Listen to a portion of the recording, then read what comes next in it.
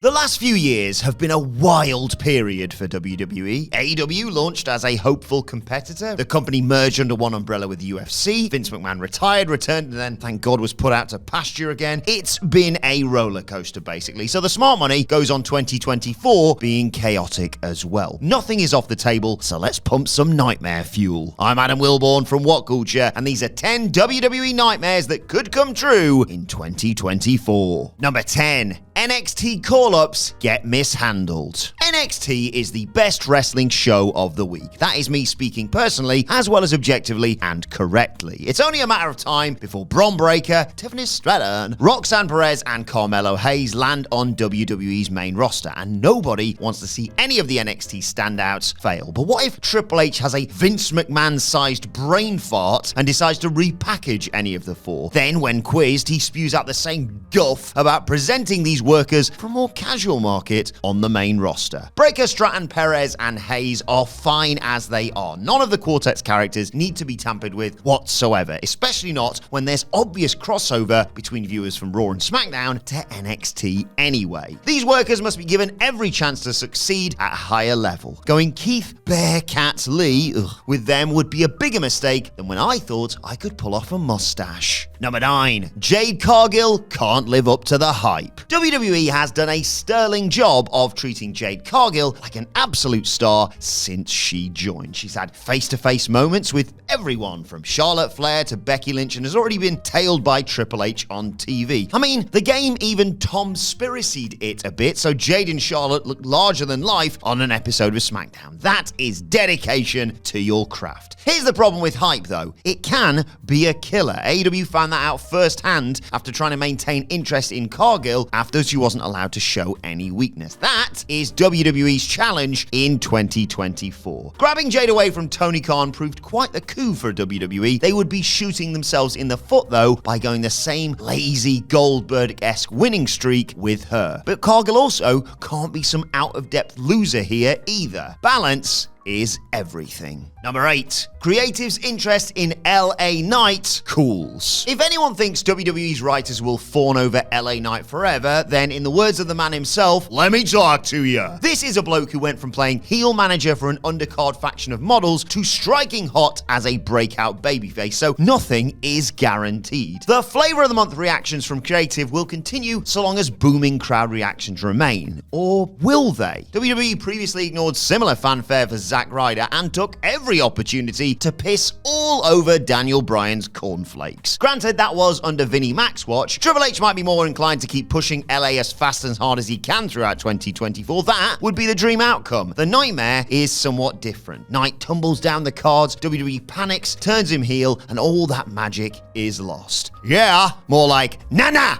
Number 7. Smackdown goes 3 hours. Smackdown will officially jump from Fox to the USA Network in October of next year, and that'll end WWE's 5-year stay on the former, and mean NFL fans will be spared Joe Buck pretending to give a fuck about Roman Reigns and the bloodline right before calling the latest snap. Early word coming out of WWE's camp is that Raw might be heading elsewhere itself. That would immediately turn Smackdown into the A show unless Monday nights find another major network home. That's likely, but what if the company scrambles and adds on a 3rd hour to Friday nights? Smackdown has been a snappier watch than Raw for years simply because it is 60 minutes shorter. Yes, Raw is easier to digest in the Triple H era, but there's no call for Smackers to go supersized anytime soon. That 2-hour window is a sweet spot, and it must stay put. 8 hours of mainline WWE TV, including NXT, sounds far too bloated. I'd still prefer to watch that over the Lord of the Rings, though. Number 6. 2 unwanted Royal Rumble winners. We've been here before, guys. Imagine the scene backstage after The Rock and Charlotte Flair win back-to-back Rumbles this coming January. I mean, technically, both are big stars, so what's the problem? That's what some fans could think about all this. But then there are those, the rest of us, that fancy seeing the Rumbles used to build fresher stars. LA Knight and Gunther are outside bets on the men's side, and it isn't impossible that Raquel Rodriguez, Jade Cargill, or Tiffany Stratton could win the Women's Rumble. All of those sound fresh, not least because they'd be building towards something longer term. Rocky or Charlotte grabbing wins they don't need might lead to fan rebellion. I mean, we don't want another Batista 2014 on our hands, and it's hardly like either needs that sort of moment at this stage in their respective careers anyway. Surprise us, WWE. The Rock can always go after gold just because he's the bloody Rock. Number 5. The Bloodline Saga Has No Finale. I will argue until I am blue in the face that Cody Rhodes losing to Roman Reigns at WrestleMania 39 was the right call. I even have the see tweet there in my drafts for when Cody beats Roman at WrestleMania 40. But even I can see that this Bloodline stuff is dragging on a bit. Internally, WWE bigwigs would point to money and TV metrics as proof that it still has value. Fair enough, but as Simon Miller's majestic hair will tell you, nothing lasts forever. The Bloodline has been too epic a story to drag on and on before fizzling out. Sadly, many can foresee that exactly happening in 2024. I mean, after all, creative does still have more matches between both Uso brothers to work with, and they've yet to pull the trigger on Solo Sikoa versus Roman Reigns as well. Booking a tight, satisfying finale would be preferable to watching one of the best wrestling narratives ever slowly die out. Leaping off the ship before it starts sinking is often smart, and that is what WWE's writers need to do heading into the new year. Number 4. WrestleMania rejects The Rock. I love The Rock, and if he is at WrestleMania 40, I will sell my child to go and see him there. The Rock has always stood out as a final boss of sorts for Roman Reigns. WWE has been chasing that dream match for years now, and hopes remain high that they will finally put the pieces together in time for WrestleMania